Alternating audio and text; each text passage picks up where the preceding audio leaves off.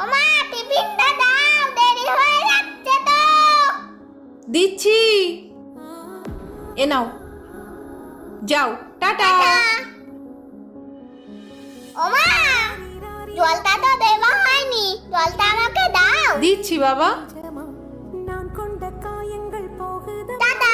Tata, ভালোভাবে পরীক্ষা দেবে, হ্যাঁ সোনা?